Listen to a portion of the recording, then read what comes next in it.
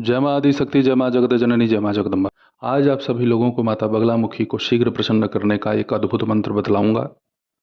माता बगलामुखी को प्रसन्न करने के हेतु हमारे ऋषि मुनियों ने हमें बहुत सारे प्रयोग दे रखे हैं। हम सब लोग कुछ न कुछ करते भी हैं। ऐसा नहीं है कि हम हाथ पे हाथ रख के बैठे हुए हैं। कुछ कुछ लोगों को भाई माता पिताम्बरा की कृपा शीघ्र अतिशीघ्र देखने को मिल जाती है, कुछ लोगों को समय लगता है। देखिए, कृपा तो माता की है, तभी तो हम कुछ कर रहे हैं उनके लिए। बिना माता की इच्छा के हम उनके प्रति कुछ नहीं कर सकते, ना तो उनका नाम ले सकते हैं। वो हम पे प्रसन्न है, तभी तो हम उनका नाम ले रहे हैं। अब बात करते हैं उनके उस विशिष्ट मंत्र की, जिससे माता पिताम्बरा शीघ्र अतिशीघ्र प्रसन्न होती हैं। मंत्र जितना गोपनीय है उतना ही शक्तिशाली है। इस मंत्र का प्रयोग मैं ये नहीं कहूँगा कि ये किसी बाधा के विनाश के लिए बना हुआ है। देखिए, बाधाओं का विनाश तो भैया होगा ही होगा। माता पिताम्बरा जब हमारे ऊपर प्रसन्न होंगी तो किसी भी प्रकार की समस्या हमें ग्रसित कर ही नहीं सकती, और आएगी भी वह समस्या तो माँ की कृपा को देखते हुए खुद ब खुद वापस चली जाएगी। जिस उपासक के मुख से पीताम्बरा पीताम्बरा बगलामुखी बगलामुखी ऐसे ही अनायास निकलता है, उसका भैया कहीं से कोई न हानि कर सकता है, न अपमान कर सकता है। और किसी ने कर भी दिया ना, ऐसा चेष्टा कर दिया, तो उसका विनाश कोई नहीं रोक सकता। उस दुष्ट के द्वारा जो प्रयोग किए गए होंगे, वही प्रयोग उसी को ग्रसित करेंगे। माता पिताम्बरा का साधक वास्तव में उनकी आराधना साधना मन चित्त लगा के कर रहा है ना, तो उसका कहीं से भी कोई भी बाल बांका नहीं कर सकता। ये तो प्रमाणिक है भाई।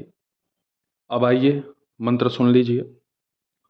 ओम ह्लां ह्लीं ह्लूं ह्लैं ह्लौं ह्लः बगलामुखी प्रसीद प्रसीद स्वाहा। इस मंत्र का जप आपको किसी भी पक्ष की रविवार से प्रारंभ करना है। मैं बतला रखा हूँ, माता पिताम्बरा का पूजन का विधान बहुत ही सहज, उसमें बहुत सारा आपको ताम झाम करने की आवश्यकता नहीं पड़ती है। माता पिताम्बरा का यह मंत्र आपको हल्दी की माला पे जप करना है। हल्दी की माला सुलभ ना हो तो रुद्राक्ष की माला पे भी आप जप कर सकते हैं। मालाओं में रुद्राक्ष की माला सबसे उपयोगी और सिद्धप्रद माना जाता है। और आसनों में कूस का आसन। ऐसे तो भाई काम के हिसाब से महिष के चमड़े का आसन, ऊँट के चमड़े का आसन, बाघ के चमड़े का आसन, हिरन के चमड़े का आसन, गधे के चमड़े का आसन, सियार के चमड़े का आसन, ऐसे तो बहुत सारे जो है प्रयोग हैं। प्रयोग के हिसाब से आसन, दिशा, माला सब बदलते रहते हैं। माता पिताम्बरा का यह मंत्र हमें अपने घर में ही जप करना है। घी का दीपक हमें प्रज्वलित करना है। उस बाती को हल्दी से आप पीला कर लीजिएगा। और यदि आप बाती को पीला करना भूल गए हैं तो ऊपर से ही थोड़ी सी चुटकी भर उस बाती पे लगा सकते हैं। एक दिन में केवल 1000 इस मंत्र का जप कीजिए। बहुत कम समय है तो 3 माला। इसका प्रभाव आपको ये देखने को मिलेगा बहुत जल्द कि आपका, जैसे कोई कहता है ना कि मन बंध गया है, बुद्धि उच्चाटित कर दी गई है, मंत्र जप करते हैं तो मन नहीं लगता। इसको करना शुरू कीजिए। मन आपका इतना अच्छे से एकाग्रचित्त होगा, साधना करने में जो आनंद की अनुभूति आपको होगी वो आज तक पहले आपको कभी प्रतीत ही नहीं हुई होगी, ऐसा आपको आभास हो जाएगा। देखिए, बहुत सारे लोग कहते हैं ना कि उनकी बुद्धि बांध दी गई है किसी तांत्रिक के माध्यम से, किसी बाबा जी के माध्यम से उसके जब तक को चोरी कर लिया गया है, या उसकी बुद्धि का ऐसा स्तंभन किया गया है या बांध दिया गया है कि उसका मन कभी भी उसके इष्ट के प्रति एकाग्रचित्त ना हो। बहुत सारी बातें सुनने को मिलती हैं और ये गलत भी नहीं है, ऐसा होता है। समाज में अच्छे भी हैं, बुरे भी हैं। कुछ लोग समाज को अनायास ही सुख देने का कार्य करते हैं, और कुछ लोग समाज को अनायास ही दुख देने का कार्य करते हैं। इस पृथ्वी के संतुलन के लिए पाप और पुण्य नारायण ने पहले ही निर्धारित कर रखा है। अब जिसको जो पसंद है वो करेगा। इस मंत्र को आप पूर्णतः अपने लिए जागृत करना चाहते हैं तो कम से कम इस मंत्र का आप धीरे धीरे 1.25 लाख जप संपन्न ही कर लें। और इस मंत्र से जब आपको आहुति प्रदान करनी हो, आम की लकड़ी होगी और गूगल, काली तिल, हल्दी गांठ वाली और थोड़ा सा घी, ये अनुपात आप अपने हिसाब से रख सकते हैं। जैसा आप अपना जप करें उसके हिसाब से आप अपना उसमें आहुति प्रदान करें। इन सामग्रियों को आप अपने हवन की संख्या के अनुसार ही निर्धारित करें, क्योंकि मैं बोल दूंगा 100 ग्राम, अब आपको ज़रूरत है आधा आधा किलो का, तो वो अपने हिसाब से आप खुद ही मैनेज कर लीजिएगा। माता पिताम्बरा की इस मंत्र से माता रानी शीघ्र प्रसन्न होती हैं और जब कर्ता को बहुत कुछ दे देती हैं थोड़ी ही समय में। मैं गायत्री मंत्र को क्यों अत्यधिक महत्व देता हूँ, क्योंकि प्रत्येक देवी देवता के गायत्री मंत्र में वो शक्ति है, वो सामर्थ्य है जो उनके मूल मंत्रों में नहीं है।